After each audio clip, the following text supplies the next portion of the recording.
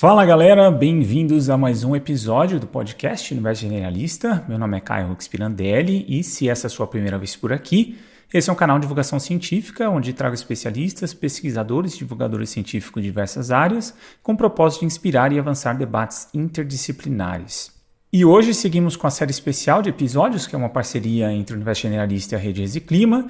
Essa é a terceira de um total de 5 entrevistas com pesquisadores ligados à rede, onde exploraremos diversas temáticas em torno das mudanças climáticas. A Rede Resiclima é uma colaboração interinstitucional que reúne pesquisadores dedicados ao estudo das mudanças climáticas. Originária de diversas instituições acadêmicas, a rede promove uma abordagem integrada para entender as variadas dimensões das transformações climáticas e suas implicações. Os projetos da Rede Resiclima são financiados pelo CNPq. Para saber mais sobre as iniciativas da rede, basta entrar nos links que estão na descrição deste episódio. E nessa terceira entrevista, eu falei com o biólogo e pesquisador Washington Soares Ferreira Júnior. Exploramos a interação entre as comunidades humanas e o ambiente, especialmente sob a ótica das mudanças climáticas e suas influências na saúde e no uso de recursos naturais, como plantas medicinais. Esse episódio esclarece como o conhecimento etnobiológico é vital para criar modelos preditivos mais precisos e políticas públicas eficazes frente às mudanças climáticas, considerando as especificidades culturais e ambientais de cada comunidade humana. O Washington Soares Ferreira Júnior adquiriu o título de licenciado em Ciências Biológicas pela Universidade Federal de Alagoas e estagiou no Museu de História Natural da mesma instituição, trabalhando com fenologia de espécies arbóreas da Mata Atlântica Alagoana. Realizou o mestrado pelo Programa de Pós-Graduação em Biologia Vegetal da Universidade Federal de Pernambuco e doutorado em Botânica pela Universidade Federal Rural de Pernambuco. Atualmente é professor associado da Universidade de Pernambuco, campus Mata Norte. Seus esforços de pesquisa se concentram no entendimento da estrutura, dinâmica e evolução dos sistemas médicos locais, com ênfase no uso de plantas medicinais. Bem, se você está nos assistindo no YouTube, não deixe de curtir, seguir e ativar o sininho de notificação. E se você está nos ouvindo pelas plataformas de áudio como Spotify, não esqueça de nos seguir por lá para receber notificações de novos episódios. Lembrando que links para sites e livros relacionados a essa entrevista você vai encontrar na descrição do episódio. E é isso, pessoal. Fiquem agora com a minha conversa com o Washington Soares Ferreira Júnior. Olá, Washington. Primeiramente, bem-vindo ao Universo Generalista e brigadão por tirar um tempo do seu dia aí para bater esse papo aqui. E eu queria começar perguntando para ti sobre a Rede Resiclima. Como é a sua atuação lá dentro? Né? O que você faz e qual a importância de ter essa rede também no trabalho que você faz?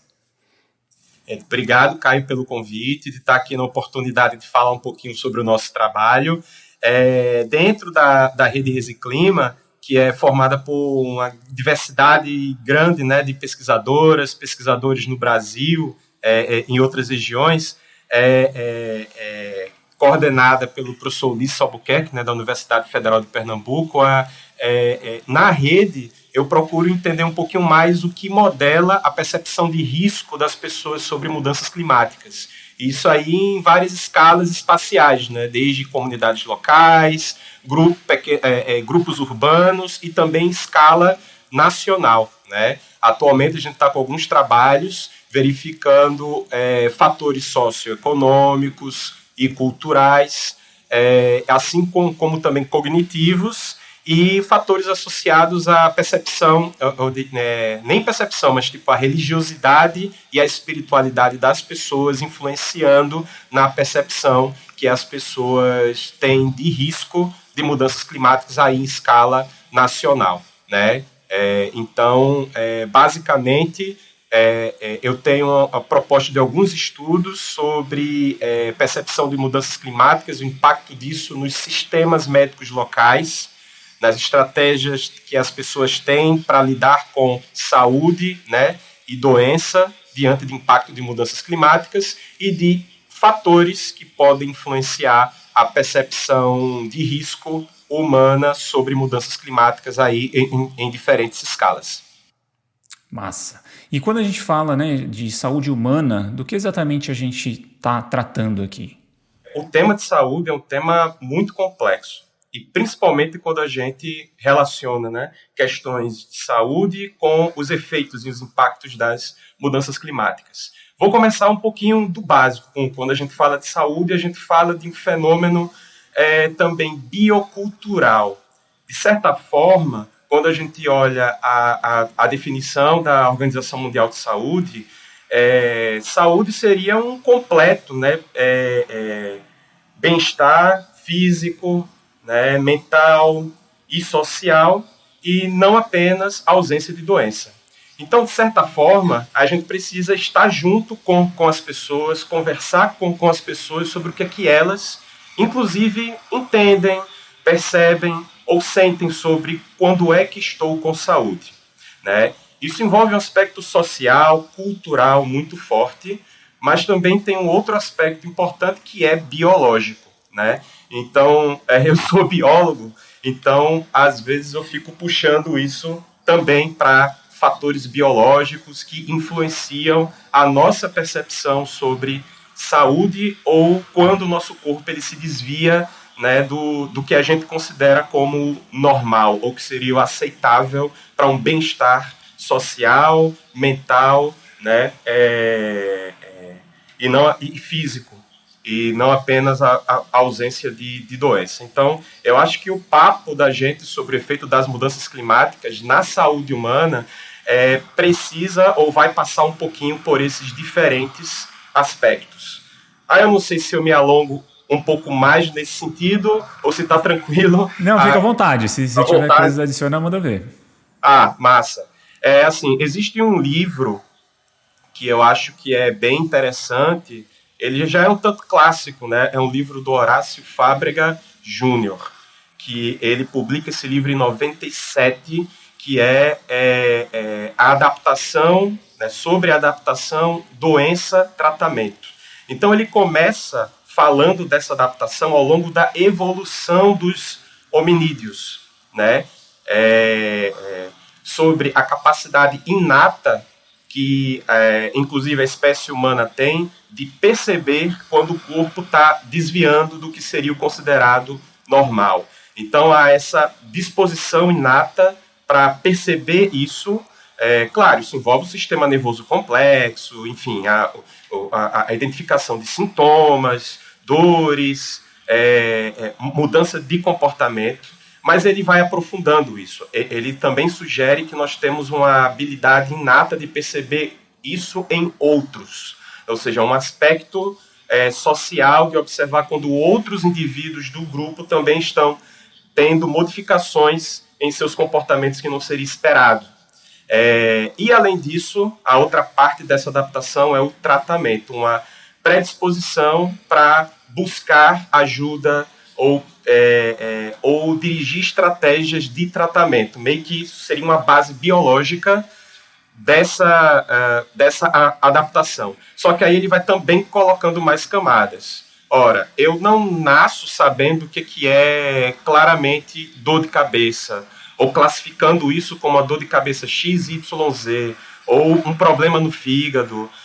Eu sinto, mas aí um aspecto social e cultural é organizar isso, ensinar os nomes para isso que seja socialmente reconhecido, e quando o grupo percebe, poxa, aquela pessoa está com esse conjunto de sintomas, então isso provavelmente é esta doença, e por conta disso a gente pode selecionar tais e tais e tais tratamentos, né? Então, esse aspecto que eu posso estar colocando aqui como algo cultural, que a gente vai aprendendo, social, ele tem também uma base biológica, porque nada disso faria tanto sentido se não fosse essa base biológica de perceber as doenças, sentir os desvios, né? E também provavelmente essa disposição, essa predisposição para o tratamento. Então é meio que tudo isso que está envolvido quando a gente trabalha com ou pensa sobre saúde.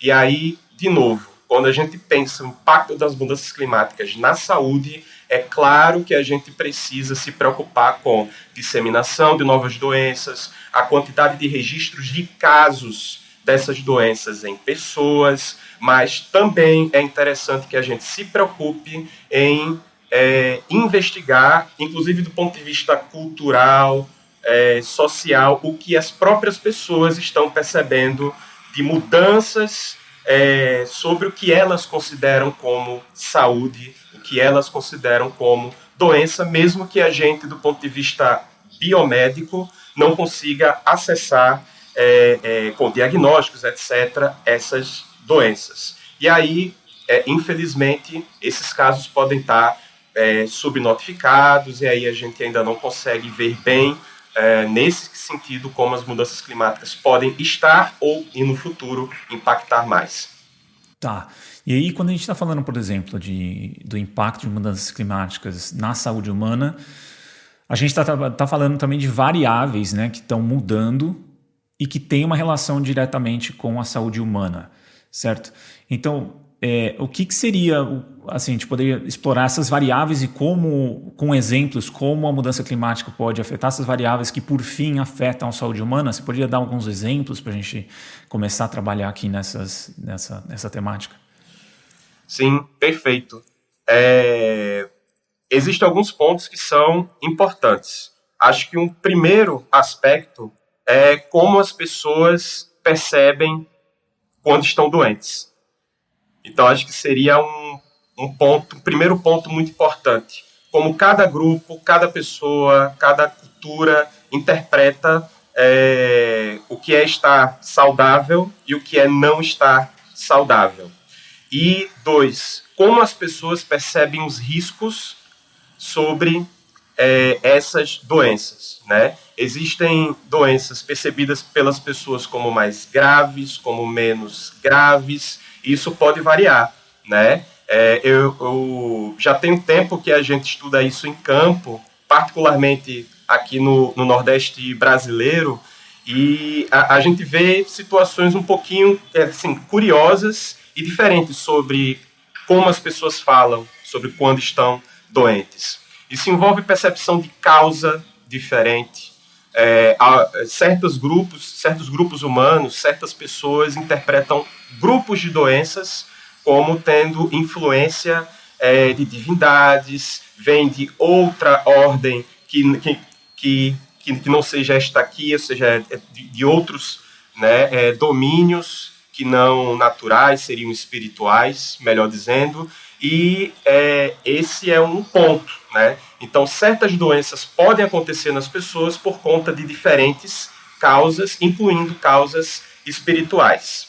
Uma vez que a gente identifica as causas percebidas pelas pessoas, aí vê o grau de risco da doença percebido, que às vezes algumas delas as pessoas não percebem muita gravidade, outras já são mais graves. E um outro ponto importante, um outro fator, variável importante é o quanto é que essas pessoas entendem que elas conseguem manejar a doença à medida em que a doença está acontecendo. Então, isso seria, existe um serviço médico, por exemplo, em que a pessoa pode confiar e está ali perto dela, então quando ela pode pensar nesse tipo de doença, ela já tem um grau de segurança de lá, porque sente que vai resolver. Ora, tem plantas medicinais que a pessoa tem ali disponível para ela, um conjunto de plantas, e ela sente segura, né, e confiante que doenças acontecendo, ela pode ali utilizar dessas plantas e resolver. Às vezes tem curandeiro, curandeira, enfim, um rezadora que pode ajudar em curas espirituais, por exemplo, quando grupos humanos interpretam que essa doença tem outras origens, né, no caso espiritual, pode buscar ajuda dessas pessoas que podem aplicar rezas. Então, há esse grau de confiança em diversas estratégias terapêuticas. Quando as pessoas indicam que existem doenças em que elas não sentem, não sabem o que fazer, percebem que a doença é séria, é grave, e às vezes até nem entendem a causa, aí eu acho que com esse conjunto de variáveis dando essa direção, seriam grupos de doenças que a gente poderia se preocupar mais.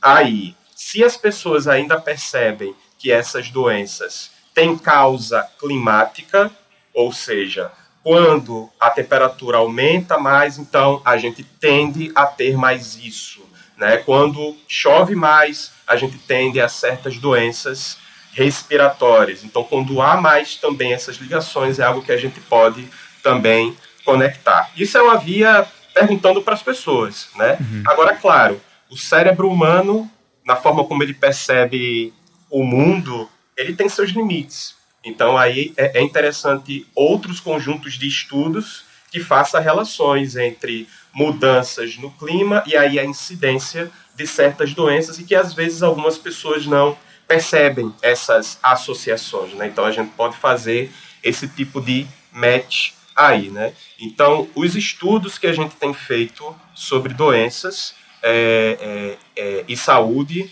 envolvem esses conjuntos de variáveis e que mescla, de certa forma, uma visão êmica, como a gente fala, a visão da própria cultura sobre isso, as associações, sintomas percebidos, gravidade, e também outras avaliações mais um pouco de fora, né, éticas, sobre incidência de doenças e associações disso com causas climáticas. Acho que ao longo do nosso papo, quando a gente falar um pouco mais também de sistemas, né, complexos e de conhecimento, aí a gente também tem alguns exemplos de estudos aí de forma mais concreta, perguntando diretamente para as pessoas quais os riscos de doenças que a pessoa percebe quando existem eventos extremos, cheia, né, enchente, chuva que não era esperado e caiu muita chuva, e também seca severa. Para cada um desses blocos, né, existe grupo de pesquisa investigando como as pessoas percebem riscos de doenças nesses eventos extremos e aí a capacidade que essas pessoas podem ter adaptativas para lidar com esses riscos de doenças. Tá. E aí a gente está falando de um contato direto com as pessoas, com as comunidades, certo? Ouvindo elas para saber essa relação cultural que elas têm com a doença, com o que é doença, quando elas se sentem doentes, né? E tem essas variáveis externas também que a gente sabe que vai acabar lidando, né? Por exemplo, uma insegurança alimentar, por exemplo, né? A gente tem essa parte, a questão alimentar, ela está diretamente relacionada com a saúde da comunidade, né? Então, essas variáveis também entram, né? Essa questão da alimentação e eu acho que as questões climáticas também afetam essas variáveis também, que a gente já sabe que isso vai ter algum impacto de saúde nessas populações, né? Exatamente, perfeito, Caio. Eu estou lembrando de um trabalho agora ou também de alguns conjuntos de trabalhos que mostram quanto é que as mudanças climáticas, por projeção, podem impactar a disponibilidade, a ocorrência e distribuição de plantas. E plantas importantes para favorecer a segurança alimentar das pessoas e plantas medicinais. Nem sempre plantas medicinais são indicadas para o uso alimentício. Também existem pontos de separação, né, entre esses usos. E aí tem estudos recentes, inclusive, indicando que a projeção é também de uma diminuição de habitats adequados para plantas medicinais, inclusive. Então, isso acontecendo no futuro, isso tem impacto muito grande sobre a disponibilidade de plantas importantes que as pessoas poderiam utilizar para mitigar um pouco ou diminuir um pouco o impacto das mudanças climáticas na ocorrência de doenças no futuro. Tá, e aí a gente entrando em modelos, né, que têm sido elaborados para lidar com esse impacto das mudanças climáticas, né, a gente tem o que disponível, o que tem sido desenvolvido nesse sentido e qual que é vamos dizer, a perspectiva geral desses sistemas, assim. Sim, perfeito. Um ponto importante desses modelos é que eles ajudam a gente a entender realidades complexas. Então, um primeiro ponto é sobre na verdade, é mais um conceito. É um conceito que ajuda a gente a entender a complexidade de saúde e doença em diversos contextos socioculturais e também biológicos, considerando também a biodiversidade, a nossa espécie enquanto também uma espécie biológica e cultural, que são a ideia de sistemas médicos. Então, aqui é um primeiro ponto importante, enquanto um conceito. E ele é complexo porque quando a gente pensa em sistema, a gente pensa em componentes que interagem entre si de tal forma que constroem, né, a partir de propriedades emergentes, um todo funcional. Então, tudo o que a gente estava falando antes sobre a forma das pessoas perceberem as doenças, a forma delas dirigirem estratégias de tratamento, são aspectos, e as pessoas envolvidas ali, as plantas, os animais, o sistema de saúde, outros sistemas de saúde envolvidos, formam um todo também funcional. E aí mudanças na disponibilidade de plantas podem impactar a saúde das pessoas. Mudanças na forma como as pessoas entendem as doenças também podem impactar no futuro em estratégias terapêuticas. Então, há muita interconexão entre cada parte do que a gente está chamando aqui desse sistema. A gente costuma discutir que nenhum sistema médico complexo poderia ser desenvolvido se antes não existisse essa base biocultural das pessoas perceberem as doenças, de organizar isso culturalmente, de ver uma criança com um comportamento X e aí aquele grupo já entende que é isso que pode estar acontecendo e já tem uma planta, já tem uma estratégia terapêutica que pode ser adequada para tratar essa condição que está sendo observada, né? Então, encontrando plantas interessantes, isso é extremamente adaptativo para a espécie. Agora a gente está olhando para cenários complexos. A gente entende que um sistema médico ele está dentro de outro sistema maior, que são sistemas socioecológicos. Sistemas socioecológicos nos fornece modelos interessantes para integrar grupos humanos dentro da natureza com seus ambientes, no manejo de paisagens, no manejo de plantas, animais e no uso, né, de recursos. Então, sistemas socioecológicos é como se fosse uma propriedade emergente das interações mútuas entre a nossa espécie com diferentes ambientes. De tal forma que isso fica tão conectado que aí emerge um sistema socioecológico. Em definição, esse sistema seria uma junção de outros dois sistemas. O sistema sociocultural, formado pelas pessoas, suas crenças, seus conhecimentos, suas normas sociais, suas interações entre si, e um sistema ecológico que está ali também, que são as plantas, as interações entre as plantas, animais, as interações entre eles e plantas, e o sistema biofísico que está ali no entorno. Isso fica tão conectado que a gente não sabe mais onde começa e termina o sociocultural, onde começa e termina o ecológico, né? Melhor dizendo. Então a gente chama sistema socioecológico. E isso é muito interessante, porque a gente aí indica, dentro desses sistemas, que eles têm estrutura, né? Então tem as pessoas, o conhecimento que as pessoas constroem a partir das suas interações com a natureza, com os ambientes, tem as plantas que têm sido manejadas pelas pessoas ao longo do tempo. Então, no tempo, assim como também no espaço, existe um processo conjunto, de que os ambientes que estão ali, eles são fruto da interação ao longo do tempo das pessoas e das culturas que estão ali, e a própria cultura que está ali é fruto dessa interação com esses ambientes ao longo do tempo também. Então fica um pouco complicado de separar. Quando olhamos para mudanças climáticas, a gente tem que olhar esses sistemas como um todo. Quando olhamos para o efeito de mudanças climáticas na saúde, aí a gente precisa também olhar o sistema médico integrando outros sistemas, como você falou bem já, o alimentício, segurança alimentar, que a priori não deveria ter a gente não olharia para o sistema médico, mas se tem menos plantas ali disponíveis por conta de mudanças no clima gerando distúrbios nesses sistemas, então isso vai ter um impacto na saúde, na nutrição das pessoas, e isso vai exigir mais estratégia adaptativa das pessoas, né? Então,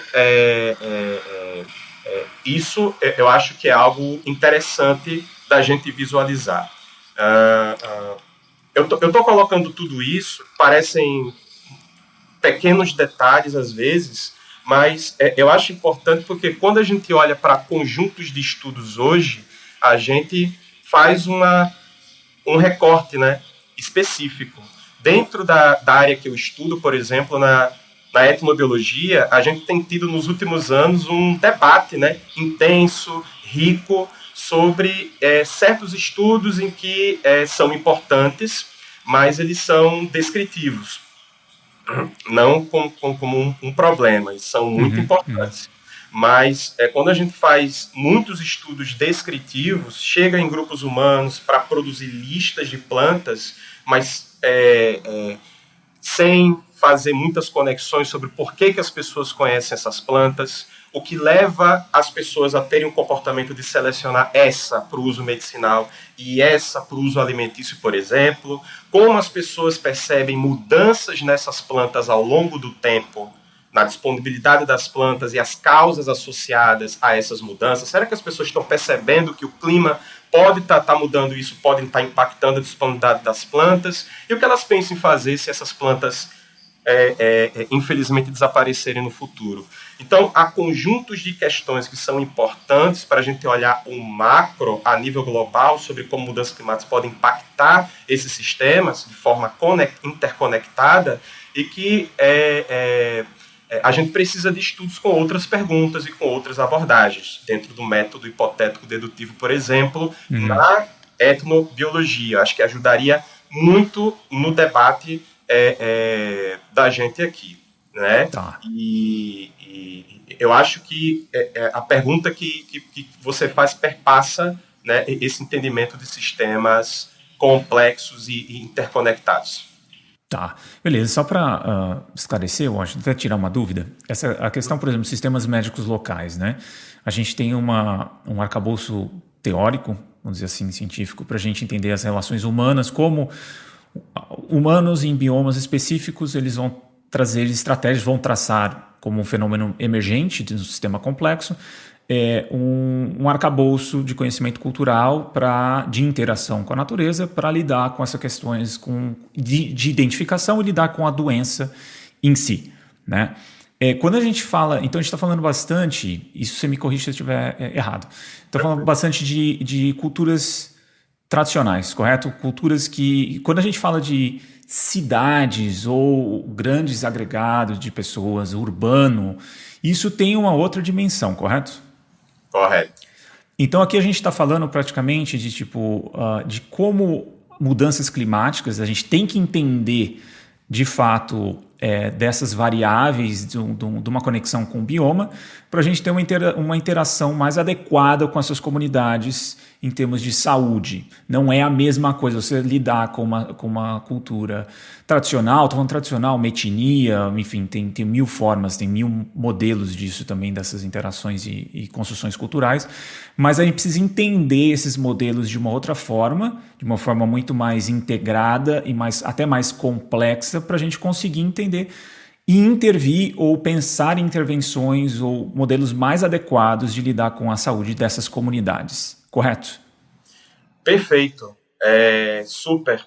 Quando a gente olha para sistemas urbanos, aí é que o debate ele pode ficar cada vez mais complexo também. Porque o que eu estava mencionando sobre sistemas médicos, sistemas socioecológicos, eles são uma base também para a gente discutir como as relações humanas com a natureza e o impacto das mudanças climáticas nessas relações podem também estar ligadas a ambientes urbanos, né? E existem vários contextos. Florestas urbanas, ambientes ou áreas urbanas que têm algum grau de contato com ambientes rurais, existem interações pessoas e plantas em diferentes contextos no ambiente urbano, por pessoas migrantes que chegam com suas culturas, vendem plantas em feiras livres, em mercados públicos, e também o impacto das mudanças climáticas na disponibilidade de alimentos que vão estar presentes em ambientes urbanos também. Então, todo o contexto sobre como as pessoas percebem saúde e doença em ambientes urbanos, como a partir dessa percepção as pessoas elas podem dirigir estratégias terapêuticas de tratamento ou preventivas, também em ambientes urbanos, integrando diferentes componentes culturais. Porque o próprio ambiente urbano é interessante nesse contexto, porque é meio que vai convergir ali pessoas, muitas vezes, de grupos completamente, né, diferentes, eles interagem muitas vezes entre si. E também existem outros diversos sistemas médicos ali. Existem sistemas médicos locais, tradicionais, por pessoas que migraram de outros lugares, e existe a biomedicina, existem os serviços de saúde, né, centros biomédicos. Então, como é que as mudanças climáticas podem acabar impactando a emergência, reemergência de doenças, e uma vez isso acontecendo, quais as estratégias, né, multiculturais que pessoas em centros urbanos podem ou estão adotando para diminuir um tanto ou mitigar o impacto dessas doenças, e a questão também da alimentação das pessoas. Então, existem alguns trabalhos mostrando que as pessoas podem fazer várias coisas. Só usar medicamento de origem biomédica, só usar plantas medicinais, misturar, usar planta com medicamento de origem biomédica, como fazer uma mistura e tomar o remédio, fazer uso sequencial. Primeiro fui no médico, fui na biomedicina, mas aí a doença persistiu, e aí depois eu fui adicionar plantas, fui para outras estratégias, né? Então, é interessante adotar esses modelos, né, complexos, com diferentes variáveis, porque vários fatores socioeconômicos e também culturais podem influenciar as pessoas a adotarem essas diferentes estratégias, né? A Covid foi um exemplo bem complexo nesse sentido. Tem alguns trabalhos mostrando o que é que as pessoas estavam fazendo mesmo antes de ter vacina, etc. Aí você conseguia ver múltiplas estratégias para tentar minimizar os sintomas, né? Tá. E aí, quando a gente está falando também desses sistemas médicos locais, né, qual a importância de ter esse entendimento para políticas públicas, vamos dizer assim, inclusive frente a mudanças climáticas, assim? O que a gente perde não sabendo, tendo um conhecimento adequado ou uma percepção adequada sobre sistemas médicos locais, né? E quem é mais afetado por essa falta de conhecimento? Essa pergunta é interessante porque ela envolve vários níveis de complexidade. A meu ver, ou a nosso ver, né, o nosso grupo, né, de pesquisa, o sistema médico local, ele envolve 3 pontos muito importantes. Primeiro é a sua estrutura, que é uma coisa que a gente está falando muito aqui.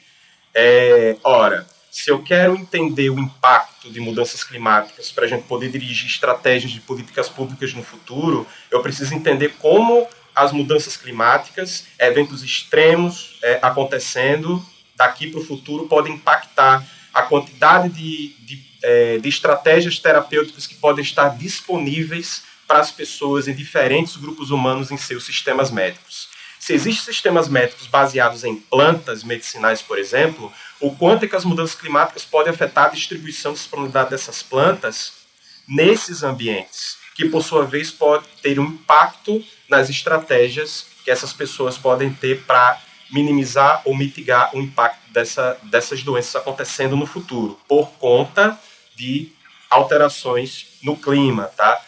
Doenças por vetores, malária, né? No caso, doenças ligadas à poluição ou problemas na qualidade da água, né? Com muita chuva ou às vezes muita seca, nós podemos ter muito problema associados a esses grupos de doenças, e também doenças associadas à nutrição, né? Então, quando a gente olha para certas regiões com secas extremas, a gente pode ter grupos humanos sofrendo muito no futuro por conta dessas alterações climáticas. Então, para esses grupos de doenças, a gente precisaria verificar o quanto que diferentes sistemas médicos tem estrutura, quantidade de estratégias terapêuticas que as pessoas reconhecem, entendem, confiam que elas podem utilizar em situações assim, tá? Esse é um ponto que é importante, é estrutural. As pessoas também fazem parte da estrutura, etc. Mas tem outra coisa que é importante, que é a funcionalidade dos sistemas. O aspecto funcional. O funcional aí a gente bebe muito da fonte da ecologia, sobre ecologia funcional, diversidade funcional de sistemas ecológicos, só que agora a gente pensa em diversidade funcional em sistemas socioecológicos, no nosso caso, sistemas médicos, nesse nosso papo. Sobre funcionalidade, uma planta ou um animal ou um remédio de farmácia, por exemplo, ele está atendendo uma função naquele grupo. A gente fala para plantas, para paisagens, para ambientes, de serviços, né? Tanto também, muitas vezes. Só que aqui eu vou falar de função também num aspecto bem local, em um grupo humano, pode ser também em um grupo urbano também, né? Porque a estratégia terapêutica, o uso de uma planta, o uso de um remédio farmacêutico vai atender o tratamento de uma doença X.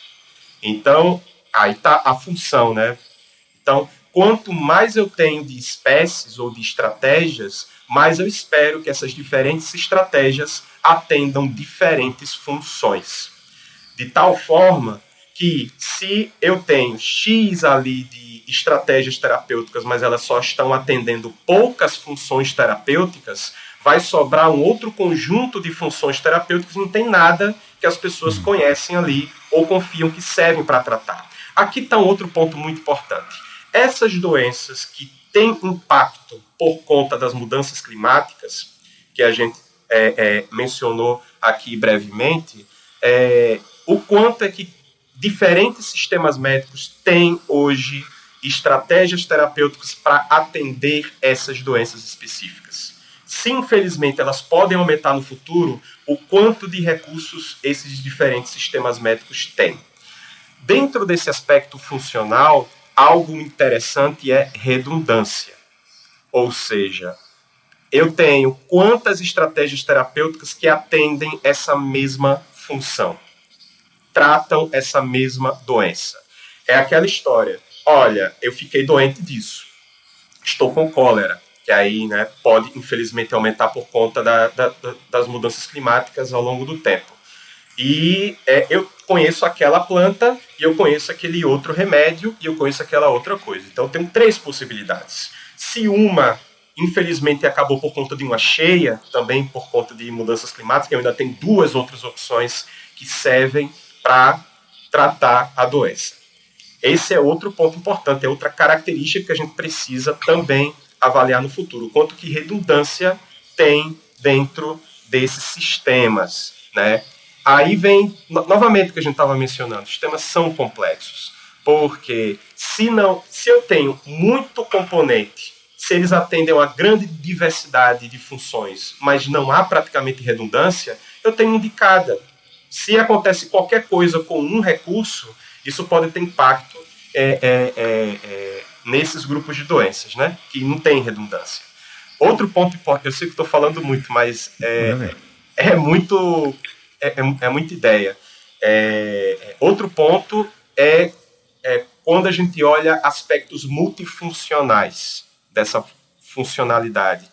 Isso é interessante porque eu posso ter grupos de estratégias terapêuticas mesmo em ambiente urbano, que esses grupos de estratégias atendem uma grande quantidade de doenças.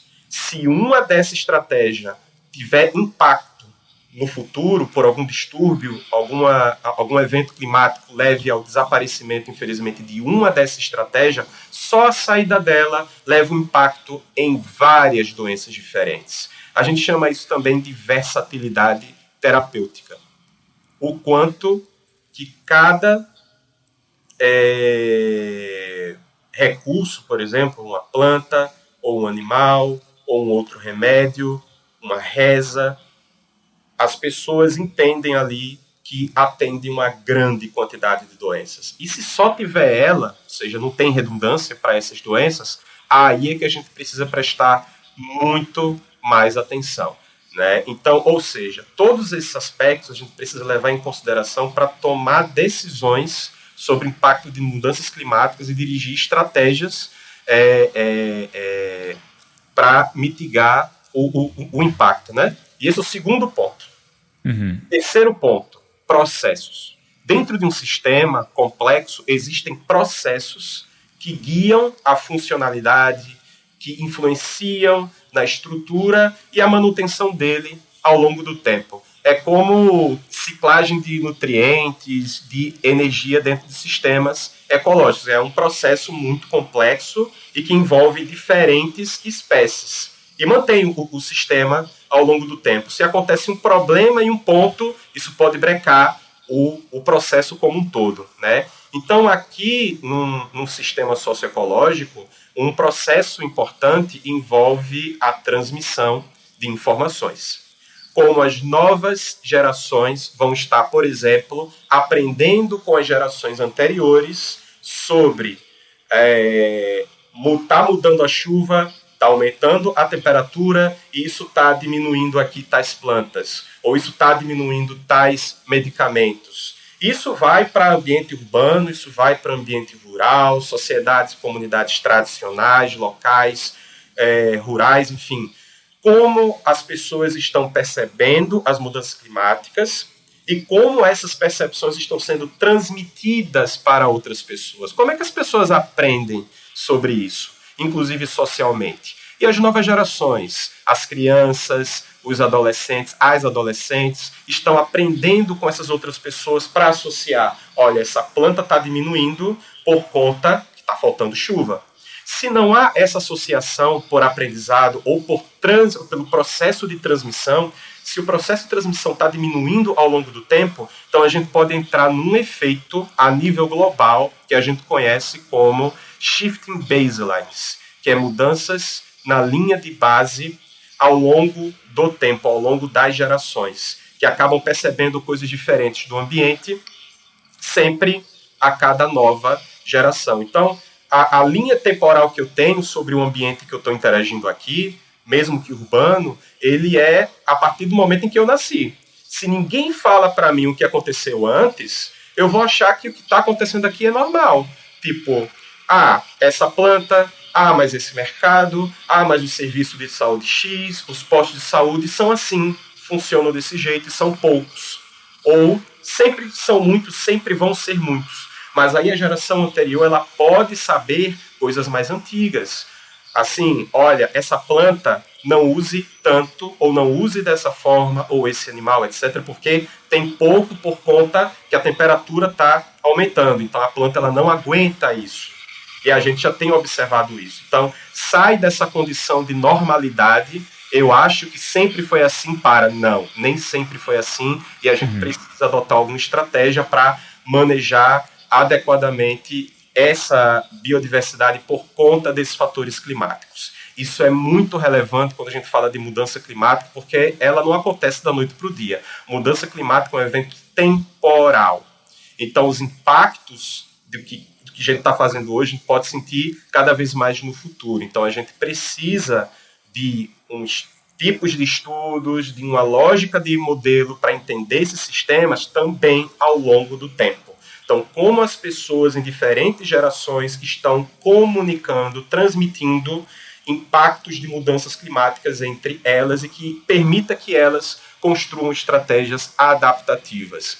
De novo, a gente já tem evidências, né, em diferentes grupos humanos que quando acontece uma mudança ambiental muito forte e a nova geração ela não conhece sobre essas mudanças anteriores, ela vai achar que o ambiente sempre foi assim e vai continuar e adotar práticas que talvez não sejam adaptativas em associação com esse ambiente. Aí, esse cenário para mudanças climáticas no futuro, infelizmente, é um cenário difícil, né? Então, quando a gente pensa em políticas públicas, eu acredito que ela precisa andar com ciência de base também, com conceitos claros, tanto do ponto de vista científico quanto do ponto de vista de gestão, né, socioambiental, para que a gente possa caminhar entendendo toda essa complexidade, né? Então, só nesse ponto aqui, a gente pode ter conjuntos de plantas ou estratégias que podem estar sendo minimizadas por conta de ações, mudanças climáticas. Então, isso é importante, dirigir estratégias, por exemplo, de conservação da biodiversidade, ou verificar estratégias para tentar manter essa diversidade, né, de recursos ou estratégias terapêuticas para as pessoas. 2, as doenças que vão estar acometendo essas pessoas no futuro, a gente precisa desses monitoramentos.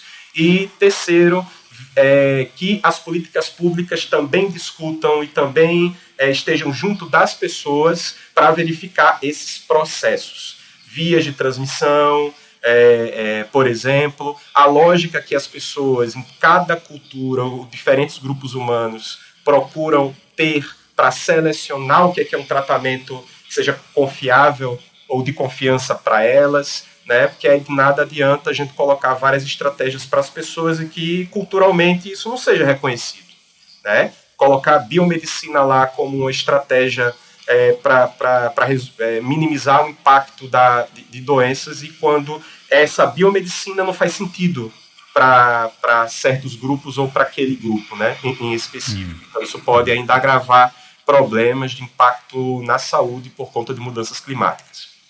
Tá, e no caso, Washington, até num dos artigos que eu estava lendo, e até você mencionou, essa questão da etnobiologia, ela às vezes está focada mais no mapeamento de plantas que são usadas, ao invés de um sistema mais complexo das relações, das questões até de base antropológica e até de evolução cultural e assim por diante. Essas políticas públicas, elas têm que ser orientadas por essa base científica também, né? Então, é essencial que tenha um avanço na base de pesquisa, trazendo essa perspectiva de complexidade para que isso chegue cada vez mais, ter cada vez mais atuação científica nessa área, para que isso tenha cada vez mais um impacto ou chegue cada vez mais fácil em políticas públicas, correto? Isso tem acontecido na área, tem sido discutido isso na área de forma aprofundada, porque é isso, né? Se você tem cientistas trabalhando com sistemas complexos e outros simplesmente mapeando algumas coisas pontuais, tem um gap grande ali de base para políticas públicas, né? Como é que tem sido isso dentro da área? Eu acredito que a gente tem tido uns avanços bem importantes, né, desde a década de 80, nesse sentido, até do ponto de vista político, né, ou seja, o quanto é que a gente pode estar junto com as comunidades, com processos de empoderamento, né, para que as próprias pessoas possam ter voz cada vez mais sobre seus problemas, inclusive associados ao clima, né, para dirigir coletivamente políticas públicas considerando essas diferentes realidades. Isso tem tido avanços, né, só que o que eu sinto é que agora a gente precisa cada vez mais, dentro da área, né, construir, inclusive, modelos básicos para a gente dirigir pesquisa, para a gente dirigir os nossos conceitos e que permita que a gente dialogue com diferentes grupos de pessoas, né? Considerando esse aspecto multicultural e essas complexidades. Então, eu já tinha mencionado que existem muitos trabalhos e importantes, né, descritivos. Eles são importantes porque sem eles a gente não sabe o que é que aquele grupo, aquele povo conhece, usa, como usa, na verdade, cada recurso, para quais doenças, plantas alimentícias que são conhecidas, utilizadas. Então, ele dá um panorama bem legal sobre isso em diferentes grupos, né? Só que esse papo que a gente está falando sobre como acontece transmissão, e quando a gente olha para o efeito de mudanças climáticas, precisamos de outros grupos de estudos, associados, claro, a bons estudos descritivos, com um método hipotético dedutivo e que permita a gente testar hipóteses temporais, por exemplo. Então, a gente vai precisar desses outros estudos e que cada vez mais a gente tenha evidências robustas deles para que a gente possa estar junto de grupos humanos, das comunidades, e aí alertando, conversando com gestores, né, públicos, para que a gente possa conversar sobre isso. Então, acho que a gente está nesse caminho. Eu acredito que cada vez mais a gente, desde a década de 80 na área, tem conversado bastante sobre qual é o nosso papel enquanto etnobióloga, etnobiólogo, nas questões políticas que envolvem o grupo. Chegar no grupo, fazer o trabalho, depois sair e não ter nenhum retorno para necessidades imediatas que aquele grupo tenha, isso em várias regiões do mundo é algo que se começou a revisitar muito de lá para cá. Só que agora eu acredito que a gente precise também sentar enquanto área e dizer, olha, quais são as nossas necessidades enquanto ciência, para a gente também avançar nos trabalhos, procurando diferentes abordagens para que no futuro a gente tenha evidências muito interessantes para estar contribuindo com diferentes grupos humanos e estar tomando decisões em cima desses dados. Eu acredito que abordagens apenas descritivas não são suficientes para a gente chegar nesse ponto, né? Sim. Inclusive para a questão de criação de modelos preditivos também, você tem uma base teórica que alimenta aquilo, ou não só a base teórica, mas os dados que alimentam aquilo que vão compor um modelo preditivo, né? E se isso não está presente, quanto menor a qualidade ou mais distante da realidade estiver esse modelo ser treinado, menos preditivo ou menos adaptativo de acordo com a cultura ou com a comunidade que está sendo aplicado ele vai ser, né? Ele não vai ter tanta validade.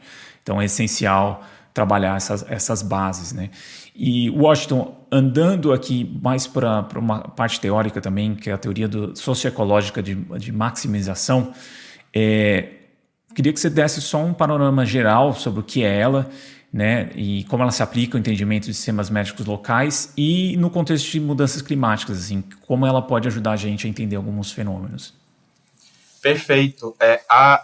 Essa teoria a gente propôs em 2019, saiu um artigo com ela, e a ideia básica que a teoria explica para a gente é que sistemas socioecológicos emergem da interação entre grupos humanos e seus ambientes, para favorecer a sobrevivência humana no espaço e no tempo. Então, para isso, um conjunto de mecanismos, né, cognitivos, a gente está falando de percepção, construção de conhecimento, e também mecanismos comportamentais têm sido selecionados em diferentes grupos humanos para maximizar benefícios nas estratégias e minimizar custos na adoção dessas estratégias. Então, a gente espera que os recursos que as pessoas empregam, no caso, no uso medicinal, plantas alimentícias para favorecer segurança nutricional, seriam conjuntos de recursos que são importantes para as pessoas para atender a necessidades, né, importantes para essas pessoas. E isso envolve várias coisas. Então, por exemplo, certos recursos são importantes porque tratam muito bem um conjunto de doenças, né? Então, existem doenças importantes, doenças que as pessoas percebem como mais frequentes, né, e que ocorrem nas suas regiões. Então, a gente espera que as pessoas dirijam estratégias para lidar com essas doenças, porque elas sempre estão acontecendo. Todo ano vem aquele período e vai acontecer aquela doença. Então, a gente espera que exista um conjunto de recursos que as pessoas conheçam para poder lidar com esses grupos de doenças. Então, aí vai uma estratégia, mas os recursos que sejam priorizados pelas pessoas, talvez sejam aqueles que as pessoas percebem que tratam melhor, tratam mais rápido a doença, do que outros que tratam, mas demora muito para ter algum efeito.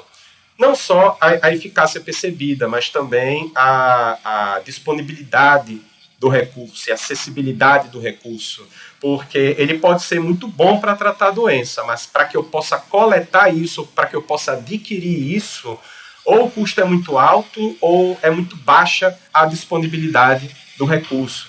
Outra coisa é gosto, cheiro, gosto no sentido até, o que eu estou querendo dizer é no sentido de percepção, sensorial. Então, a gente tem alguns trabalhos mostrando que a percepção de gosto amargo, azedo, doce, é importante na seleção de plantas no uso medicinal, assim como também no alimentício, né? Então, se uma planta ela tem um gosto que as pessoas não reconhecem como gosto importante no tratamento de doenças, então isso também minimizaria a priorização dessa planta.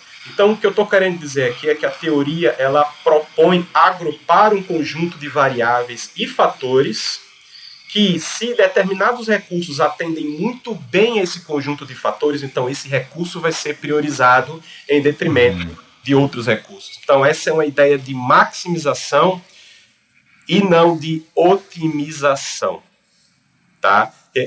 Que aí vem um ponto da teoria que é interessante, e aí vai ser uma ponte para a gente falar de mudanças climáticas também. Otimização, do ponto de vista teórico, dentro da teoria de forjamento ótimo, por exemplo, ela sugere algo energético na base.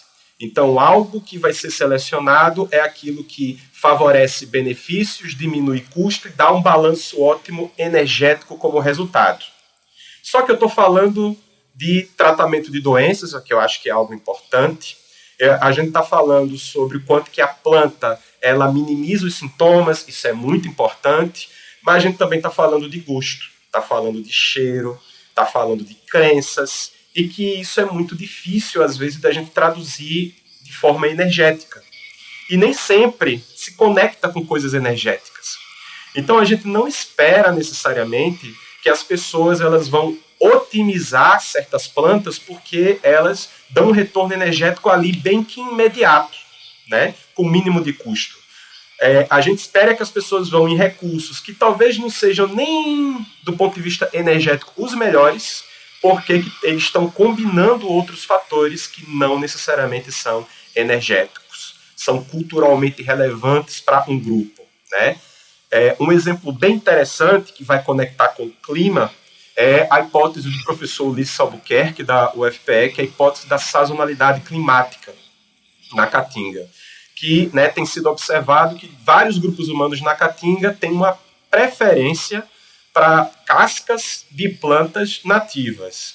Ora, tem muita erva, tem folhas, tem raízes, muitas vezes que as pessoas podem utilizar, mas existe uma preferência por cascas e por plantas nativas, e cascas dessas plantas nativas.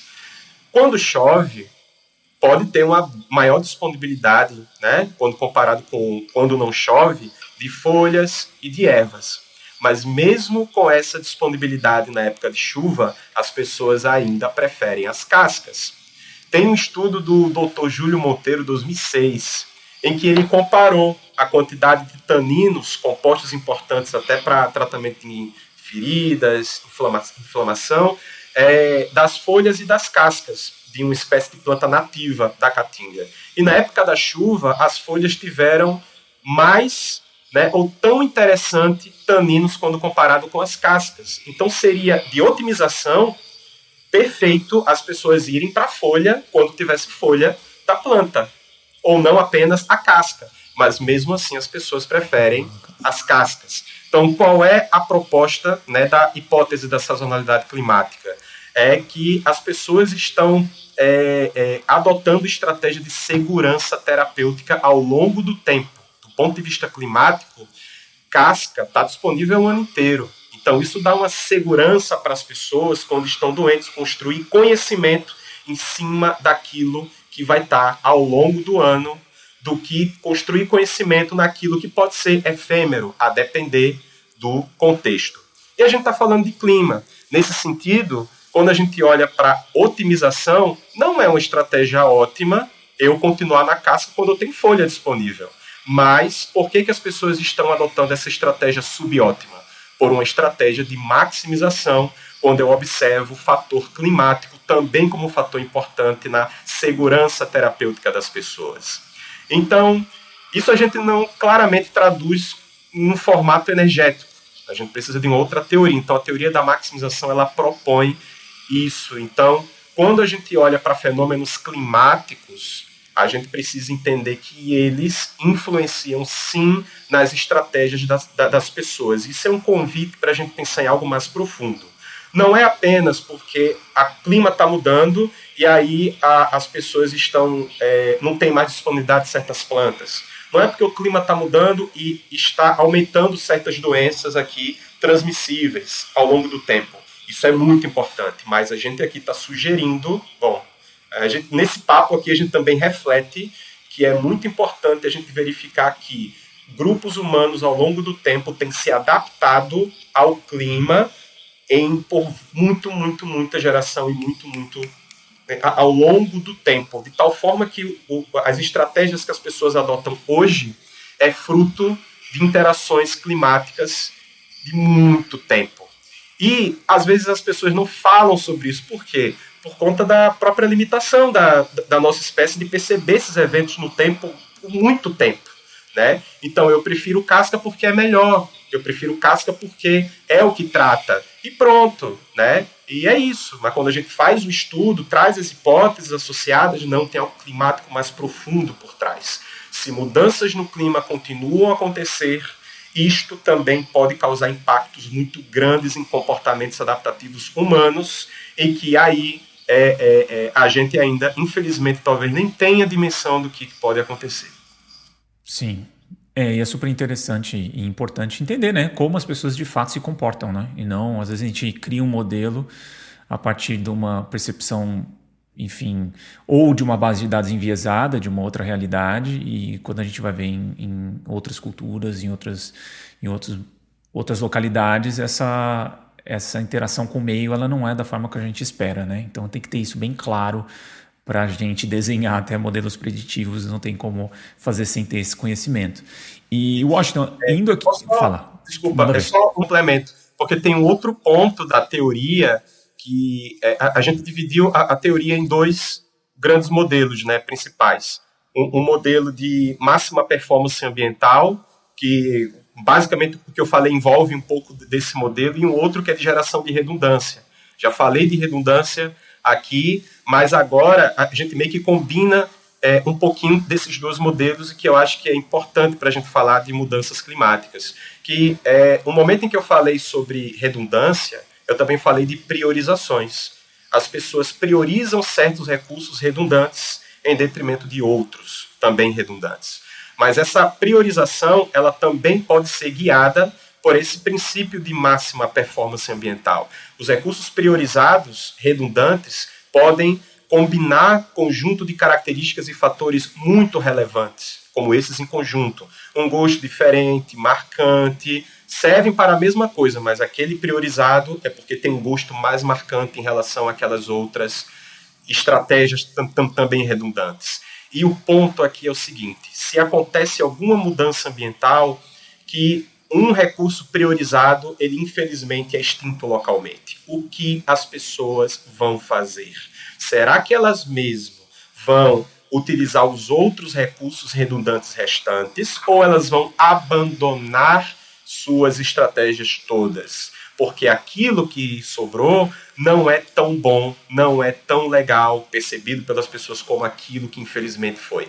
Né? Então, isso é interessante. A teoria ela propõe isso também, nesse modelo de geração de redundância, mas é um convite para a gente estudar o impacto de mudanças climáticas nas estratégias das pessoas. Aí, de novo, tem muita redundância. Tá ótimo. Então, a gente pode pensar, se acontecer um impacto aqui, talvez ele não seja tão grande, mas espera aí. Quais são as plantas priorizadas? O quanto é que elas podem estar respondendo às mudanças climáticas? Se muito, se elas diminuírem ao longo do tempo, o que é que as pessoas vão fazer quando, infelizmente, elas já estiverem raras, essas plantas? Vão utilizar as restantes, vão utilizar as outras estratégias, ou vão abandonar completamente as suas tradições, o seu sistema médico local, E isso tem uma consequência muito ruim, porque ao longo do tempo as pessoas vão deixar de lado todo um conjunto de estratégias que no futuro podem ser muito importantes para as outras gerações desses grupos, né? Ou seja, diminuir estratégias ao longo do tempo, só ficar, por exemplo, com a biomedicina, por exemplo, se um dia a biomedicina deixar de estar disponível para as pessoas em diferentes localidades, o que é que elas vão conhecer ou saber das suas tradições, das suas estratégias anteriores, que as gerações anteriores utilizavam. Isso já foi esquecido, isso não foi transmitido, foi abandonado ao longo do tempo, né? Então, isso é um aspecto muito interessante para a gente estar também se preocupando no futuro. Aí, gente, de novo, o desafio que a gente tem é, ao longo do tempo, fazer estudos com protocolos que sejam comuns, com esses conceitos complexos que sejam comuns entre cientistas, gestores públicos, muitas vezes para a gente se comunicar bem sobre eles, e pessoas, diferentes grupos humanos, protocolos em comum para que a gente possa perguntar, coletar dados adequados que sejam comparáveis entre diferentes grupos humanos, porque não adianta eu fazer aqui na Caatinga ou na zona Mata Norte pernambucana de um jeito, outros grupos de pesquisa fazendo de outro jeito em outros grupos humanos. E aí, como é que a gente vai se conversar para fazer meta-análises no futuro, né? Uma outra coisa é que a gente tenha essa visão de comunicar e perspectivas de fazer meta-análises no futuro e fazer estudos temporais com esses grupos humanos, o que é um baita desafio, e a gente não encontra isso ainda, infelizmente, em muitos estudos, em diferentes áreas. Pegar um grupo humano aqui, fazer um estudo, daqui a um tempinho voltar e fazer um novo monitoramento e fazer esse estudo. A gente fica brincando, estudo etnobiológico de longa duração. Tem o ecológico, né? Aí a gente precisa investir nisso também. E aí envolve dinheiro, disponibilidade, protocolo adequado, comunidades humanas dispostas a participar de pesquisas assim. Então, há múltiplos desafios para isso acontecer, mas eu acho que vai ser muito importante para esses desafios nossos de futuro de mudanças climáticas. Legal, Washington. Eu acho que a gente já cobriu bastante dos temas aqui. Acho que pode finalizar por aqui. Vou deixar as referências de artigos que a gente que a gente explorou aqui, né, das bases teóricas que a gente explorou aqui, vou deixar na descrição do episódio também, inclusive estudos da Caatinga que já saíram, né, tanto quanto a percepção da população sobre mudanças climáticas, até como ela pode afetar, né, a mudança climática pode afetar a disponibilidade de plantas medicinais na Caatinga. Então eu vou deixar aqui na descrição do episódio. E é isso, Washington, muito obrigado mais uma vez. É um tema fascinante e, enfim, se a gente não tiver esse tipo de conhecimento, a gente não consegue trazer políticas públicas adequadas para boa parte da população brasileira que nem sempre estão em grandes centros urbanos e estão em situações bem frágeis, né, e de vulnerabilidade. Perfeito. Obrigado também, Caio, pelo convite, e estou por aqui à disposição para continuar trocando ideias. Massa. E é isso, pessoal. A gente fica por aqui e até a próxima.